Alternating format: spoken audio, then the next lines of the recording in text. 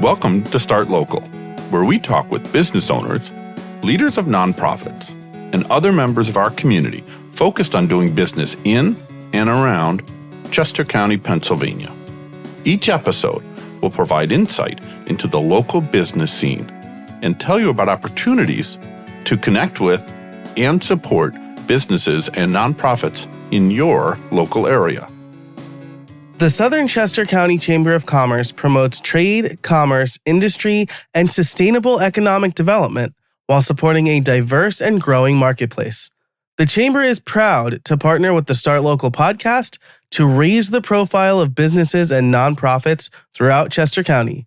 Learn more about the Chamber at sccc.com. That's sccc.com. Hello, I'm Eric Goodmanson, and I'm here with Liam Dempsey. Liam, how are you today? Super fantastic, Eric. Thank you. How are you? I'm doing well, and I'm also looking forward to something we have coming up very, very soon, Wednesday, January 22nd, 2025, from 5 p.m. to 7 p.m. Yeah, we're going to have our networking event over at the American Helicopter Museum, and you need to register on our website. You can do so. Just head over to startlocal.co and click on the blue register button at the top. Attendance is absolutely free, as we always offer, but you do need to register. So go on over to startlocal.co today. Thank you for those very easy to follow directions, Liam. So we'll see if we can make the rest of the show go that smoothly as well. Fingers crossed. Indeed. Well, today we're here to welcome Kathy Wileczek. She's the shareholder at Umbreit, Wileczek Associates, a Kennett Square headquartered accountancy firm. Welcome, Kathy. Thank you. Glad to be here. Hey, Kathy, thanks for joining us today. Nice to see you. You too. Going back to your title, you're officially a named shareholder in your own accountancy firm. What are the duties of a shareholder, and how do you balance managing the firm and team that you have there with client services and business development and doing everything else you need to do as a business owner?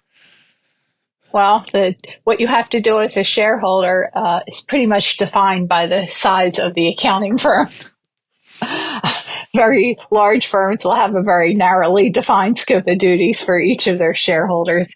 In a smaller firm with myself and Tim, we kind of take all of the duties of running a business on top of client responsibilities, on top of HR and everything else that goes along with the small business, and cut it up by who's good at it and who's got time to do it. How many people are in your organization these days? Usually there's between 15 and 17 of us, generally more during tax season. We appreciate that accountancy firms can specialize in one or more areas of the finer points of accounting. Does your firm specialize? Do you provide, or do you cover everything? How does your firm work? We do not cover everything. We would be probably considered a very general local practitioner, kind of like your family doctor kind of thing. We service a wide variety of locally owned and managed businesses. Generally, our business owners are the people running their businesses. We also service a fair number of C-suite executives. Just due to our proximity to Delaware, there's an incredible number of people working in Delaware that reside in Pennsylvania. And then finally, on the tax side, we offer specialized services to seniors. So we're close to Kendall, Crosslands, Jenner's Pond, and seniors have different needs. Their tax returns, while not as complex, they need various kinds of assistance as they age out, and we've kind of built into that a way to help them transition from a period where they're perfectly able to do everything on their own to perhaps needing family assistance, direct intervention in obtaining some of the tax documents, assistance writing checks. So that part's good. But when it's not tax season, what we do is we audit local not-for-profits, and that takes us pretty much from May to December. We don't do audits during tax season, but the rest of the year, that keeps us pretty busy. Those are some very interesting specialties that I think a lot of people probably don't even think about when they think about accountants. And so If someone is just wanting an accountant and they come to you and they really need a specialty that you don't offer, what do you do? Where do you send them? How do you figure out where to send them? Well, so interestingly enough, people picture like professionals as being kind of competitive. Just because of the way the accounting is right now, the complexity, how different things can be based on industry or what somebody might need, like foreign assistance or different technical types of things. Some of the investments can be pretty complicated. We're collaborative. Like I have contacts at and friends at a lot of accounting firms in Chester County. And if someone comes to me and we don't do it, I know who does. And, like we don't audit employee benefit plans. So if somebody calls and says, hey, we need one, like I know 3 accountants who are doing it. Cause it's in a small firm, you can't take on a risk for an area where you don't have specialization. It's just a recipe for a bad outcome. It doesn't even matter what the fee is. And it extends not only to sharing of clients, but even to sharing HR resources. Like if I'm interviewing and I pick up an interview with an accountant who I think would be a good fit at another firm, but not mine, I'll be like, hey, I just talked to this person. I think you might want to talk to them. Working in information technology, I can certainly appreciate your answer, and that I think there's a lot of power in knowing what you know and knowing what you don't know. It's never worth it. Every time you think, oh, well, this person's really nice, and then you end up spending 10 times more than you thought you were going to spend on it, and maybe the outcome's not what you wanted, and you're a little bit like, did I really do that right? If you know somebody who does it and you don't, you're better off referring it out. Yeah, I'm with both of you on that. I also think the commercial value of knowing what you don't know is not to be underestimated, and customers appreciate, like, I just don't know how to do that. You don't want to pay me to do that because I don't know how to do that. That's really, I'm with you on both of that. So you shared earlier that there's two partners, or shareholders, excuse me, and yourself and Tim, and that depending on the year or the time of year, you have about 15 or so employees. And Kathy, when you and I spoke in advance of this conversation, you said that it can be a bit of a challenge recruiting accounting. It's just a competitive market right now. And we'll get into that in a bit. But what I want to do is just read something that I saw on your website about what you offer your employees. And this is quote, I hope it's quote. I did copy it. Hopefully I pasted it correctly. A 90% company paid health plan, dental, vision, paid time off, remote work options, an IRA with a 3% company match, flexible schedules, life insurance, continuing professional education, and a company-paid Pennsylvania Institute of CPAs membership. So given that it is a competitive market for recruiting, how do you go about recruiting the right people for your firm? And perhaps more importantly, once they're there, how do you keep them there? How do you retain the good people that join your firm? Sometimes it's a lot of luck. We're a small firm. Fortunately, we don't need people often. We always kind of have our eyes open. So the benefits and salary are really they're an important component, but a larger component of what people are looking for now in public accounting, because it's got such a bad connotation as a seasonal hell. Right. So everybody's like, oh, accountants, tax season, it's terrible. So we try to balance that with the people that we have, so that if, one of the greatest things that we can offer is a pretty flexible schedule. So if we find the right person, but they don't meet your traditional 9 to 5 need, we try to build a schedule around it. And the lovely part about being in public accounting is most of the time, people don't expect you to be at your desk answering your phone all the time. They know that you work with a number of clients. So if somebody's working school hours or 2 days a week during the summer, as long as people are managing their workflow and getting things done, we really work hard to keep that working for them and by a big part working for us. Well, speaking of recruitment challenges, you previously shared that fewer young people today are going to college for accounting. Can you please tell us what's happening, and do you have any insight as to why younger people aren't going into accounting at the rates they used to? Well, it's not so they're accounting. Less people are going into it because the STEMs are getting pushed. But people who are going into accounting and business are shying away from public accounting. They're getting so if you look at what's happened in financial compliance, say since Enron, right? So there's more and more pressures on these larger public companies to get their information together, get it out the door, a lot more rules associated with it. So they've been sopping up more and more of the employee pool, right? So company now needs more accountants to do what they were doing. And, frankly, public accounting has a little bit of a black eye just because of the fear of tax season. When not so long ago, I was doing 80 hours a week during tax season, didn't think anything of it. That's not the way people want to work today. It's just not, so that's why that's why not just me, but everybody in the industry has to relook about how they're using their resources, because they're not going to do it. Just not going to happen. And in addition to become a CPA, you have to have basically 5 years of education. So there's a whole extra year of college involved if you want to get your CPA. So now you're going to school, you got your accounting degree, and Comcast comes along and says, "Hey, we're going to pay you this, and you're going to be in our corporate family."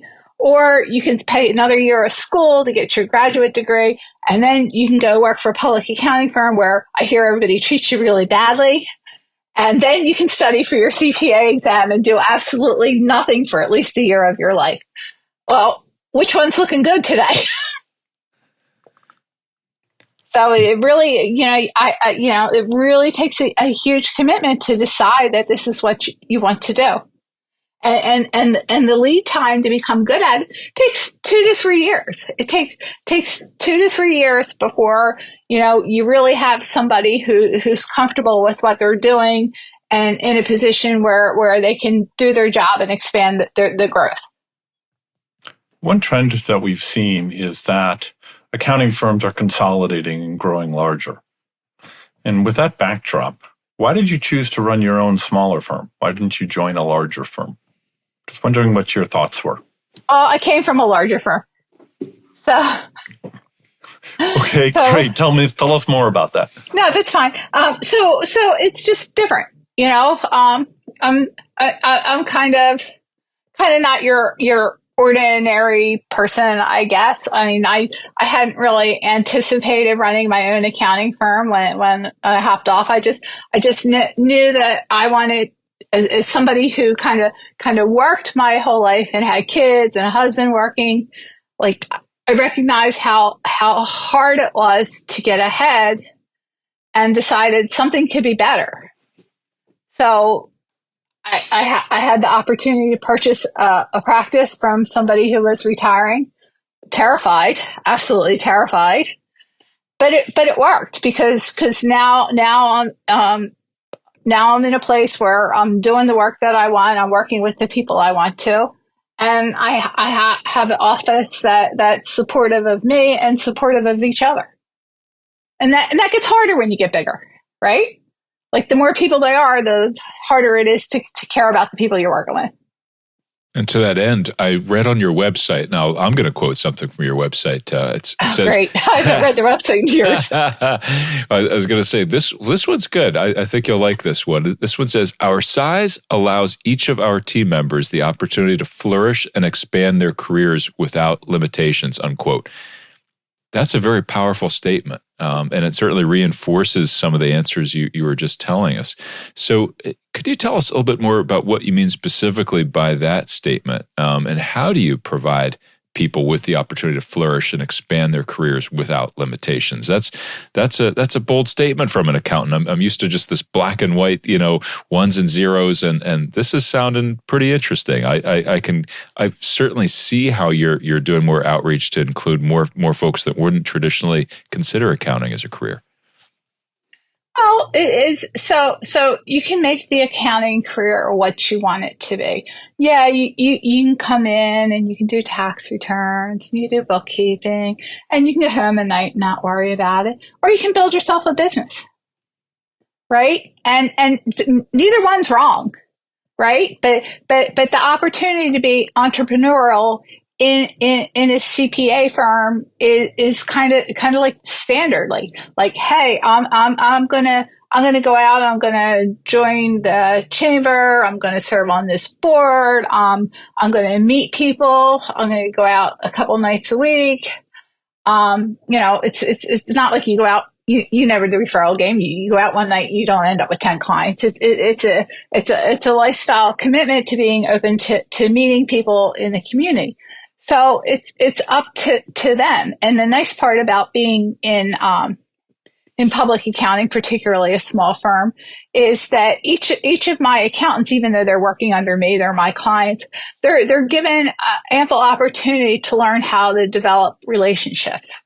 So, we just had a review last week, and I said with a younger accountant, and I'm like, this is not your job to clock in and clock out. This is your career. This is your opportunity to learn what you're doing, how to do it. The people that you're dealing with depend greatly on your answers.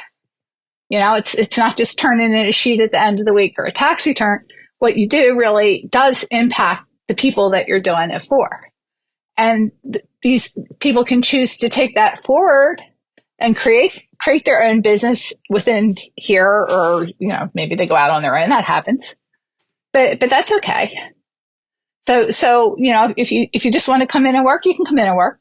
If you want to come in and build yourself a nice accounting practice, we're more than happy for that to happen too. Yeah, I like that a lot. The idea of inviting people to embrace their career in ways that work best for them. That's pretty cool. I like that a lot. Perhaps because of their strong ethics, or maybe financial experience, deep knowledge of their client businesses, or maybe a combination of all three of those, accountants can often become critical, trusted advisors to the business owners. Kathy, you were touching on this earlier in this conversation. Why do you think this happens? What about that? What about the client-customer relationship between accountants and their clients enables them to become such trusted advisors? Because you know them, so you just do. I have people that I've had as clients for 30 years, maybe longer. And you know them. You watch their kids grow up. You watch them have families. Just all of it. So when you look at somebody's money and how they spend, how they save, how they give, how they earn, you learn a lot, and you kind of get to put it together. So that when people have an issue, sometimes it's not even a financial issue. They're just unsure how to approach something that impacts something big in their life. We get a phone call, and they're good phone calls. I always say accountants and IT folks really know which closets have skeletons in them, and yes, where the bodies are buried. Where the bodies are buried. Yeah. Mm-hmm. And you just keep it all inside, and you help them through whatever their issue is, and it goes a long way. But it does create some lifelong relationships, no doubt. Back to what we were talking about earlier, accountants definitely have a stereotype. And maybe it's some people, it's muted colors. It's, always confined to a desk, crunching numbers all day. And just like you were saying, one of the ways that you break that stereotype is your involvement in the local community. And I love that you encourage your crew there to continue that. Some of the volunteering you've done, you've served on boards. You've even rappelled down an 8-story building at Kennett Square to help raise funds for a local nonprofit, Camp Dreamcatcher. We've seen some pictures of that, and I think you're even wearing a cape, if I'm not mistaken. So tell us more about that experience and what keeps you volunteering in general. So I guess the going down the building, that was kind of a personal dare to myself. I don't even like to go up a ladder. But I assure you, anybody who's done one of those repelling things, that they could have gotten my 90-year-old father down the side of that building without harm. So don't give away that secret. By the time they do all the harnessing and everything, the scariest part was waiting to go. So I was happy to do that. I have no desire to do it again. And a lot of the volunteering opportunities, they just come up from just being in the community. As I said, the audits that we do are local not-for-profits, and we have probably close to 100 not-for-profit clients. They all do their thing to try to raise funds to make their organizations go. So we try to spread that around. Obviously, we can't serve on boards when we're the accountants, but we do encourage everybody to just try their hand at participating at something at whatever level that they're comfortable with. And it's rewarding all by itself. I mean, you know yourself, Eric, from board service, how many friends have you made? Forget referrals and all that other stuff. How many friends have you made that you just have, and they're because of your common interest in that organization? Yeah, it's a countless number, and you really learn a lot more about the people around you, and you learn a lot more about the community. You can find out about things, before they're happening or as they're happening, and more importantly, how to make a bigger impact, a bigger difference that's positive for the people in the community, because you find out what's happening. So it is invaluable. Kathy, you run an accountancy firm. You've got over a dozen employees. You have at least 100 nonprofit clients, and how many individuals and businesses? That's a lot of work. What do you do, though, when you're not in the workplace or not in the office? How do you unwind? What's your hobby? You've made it very clear that it's not rappelling, so I'm going to guess it's not rappelling. I guess skydiving and mountaineering are out as well. But what do you like to do? I would probably say that I exercise probably a little bit more than most people. I have a commitment with a trainer that's hard scheduled even during tax season, and on the weekends we'll hike or we'll do something. We're at the age if we don't keep moving, we don't move.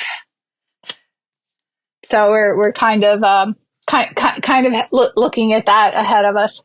But we enjoy hiking. Last year or the year before, I took a hiking trip to Italy with a girlfriend, and then we're going to hike the TMB again this summer, which is like a 114-mile hiking trip around the Alps. So we'll be in Italy, France, and Switzerland. That's fantastic. You say 114 miles over how many days? 10 days. It's going to be very interesting. You're hoofing it. You are hoofing it. We are hoofing it. Now, all we have to take is the stuff with us that we need for the day. So they plan everything else. Like we get up in the morning and the luggage leaves the hotel, not the tent.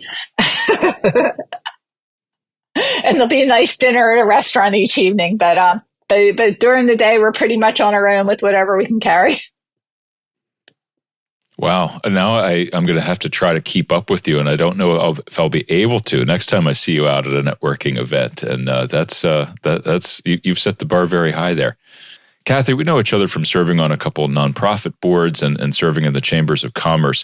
What chambers do you belong to now? Where are you a member and why? We're a member of the Southern Chester County Chamber, and we're a member of the Westchester Chamber.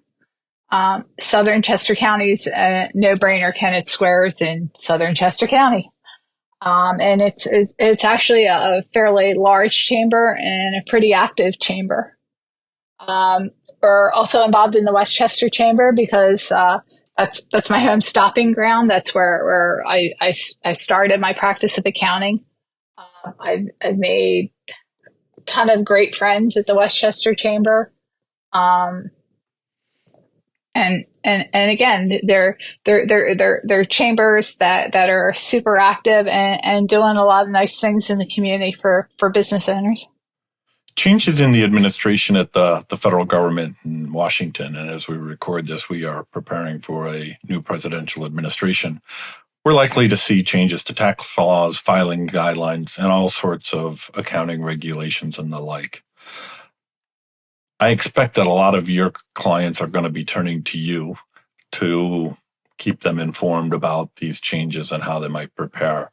So the question for you really are twofold. Is one, how are you keeping yourself informed? How does your team stay up to date, especially when it's not entirely sure what's going to happen next? And then how do you go about communicating this to your clients, particularly in an age of information overload? How do you make sure that they get the information they need in ways that they will actually digest? Well, there's a lot of information all over the place, and it's anybody's debate any given day what's going to happen to tax law. If you look at the last 4 years and how money got spent and taxes weren't raised, every year I'd say somebody's got to charge more money for what's going on. There's got to be a change. There's got to be a change, but there wasn't. Like, nobody could decide on anything.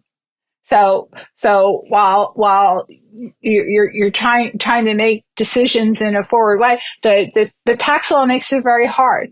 Even when they're doing something good, a lot of times they don't do it till the end of the year. Like writing off purchase of expensive business equipment, right?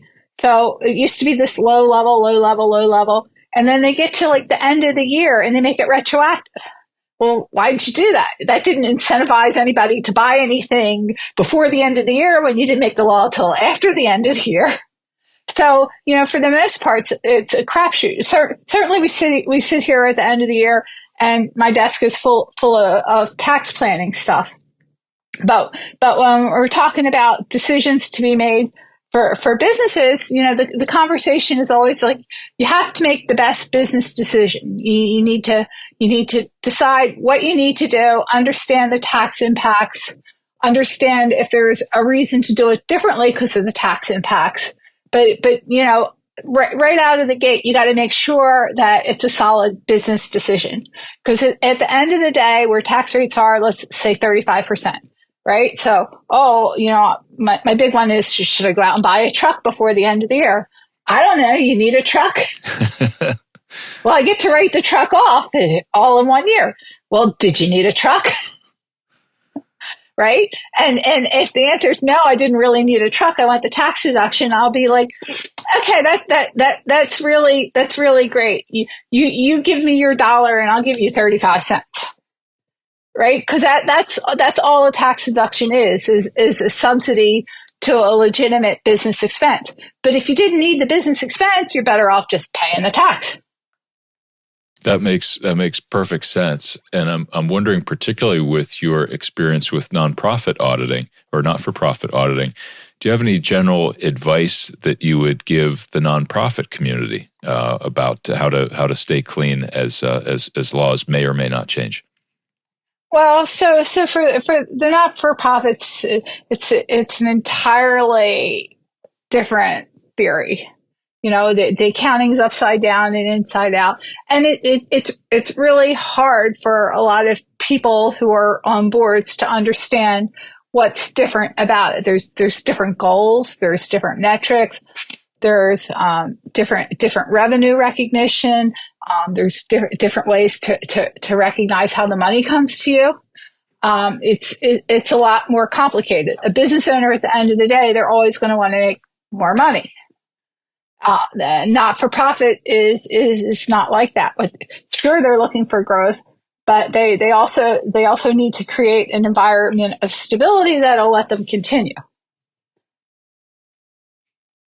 You can have a good year, you can take in all this fundraising, but if you spend it all and commit it, you may not have it for the next year when maybe fundraising doesn't go so well. Makes sense. You graduated from St. Joe's, you live in Westchester, your office is in Kennett Square. Why Kennett, and why Chester County in general? Well, Chester County is easy because I grew up in Delaware County, and everybody who grows up in Delaware County goes out and lives in Chester County. Basically, my whole family's out here.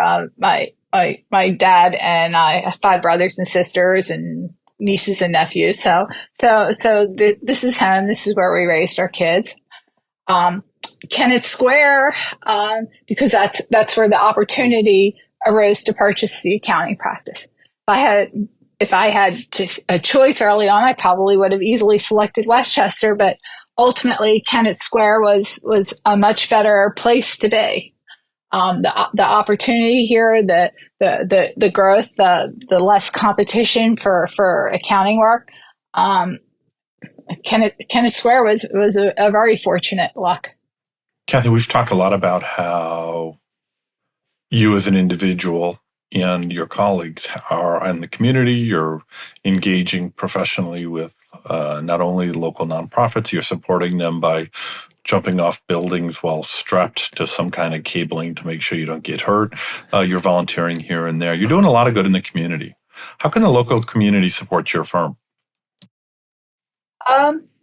I don't really know. If you know a good accountant who wants a job, we'll take them. We're pleased with where the business is. We feel like we have a good handle on our clients. I would say basically we're happy and healthy. That's great news. And you may have alluded to it just now, but are you hiring? We're not actively hiring right now, but if I came across somebody, I would make room because there's room to take on the work. And again, that's always a juggle in itself. If you don't want to overwork people, you have to overhire.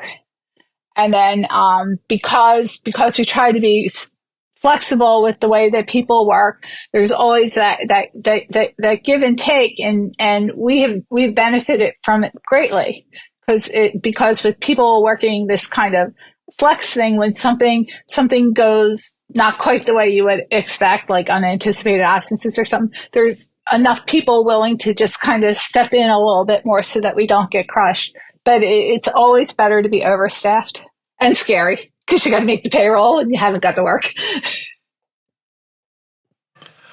I'm going to ask what is becoming one of our more challenging questions. Can you name a local business or nonprofit that more folks should know more about? All right. So I'm going to go backwards on your question because I really like the question. Please do. All right. So I think in that we audit these 90 some not-for-profit clients, I would be a terrible person to pick just one. But what I will tell you is that people who are giving a lot of people can be reluctant to give. We've had conversations with people like, oh, I don't want to give to the Heart Association or the Diabetes Association or these national organizations because they feel like their dollars are lost, and they are. Right. So not only do I work with all these not-for-profits, I got to know Art from being on the grants committee at the Community Foundation. So I see a lot of financial statements and I know how these local organizations are spending their money. I know who's got significant volunteers, who's strapped for cash, and people should not overlook local charities. They're in your neighborhood. They're in your community. Your neighbors are volunteering for them.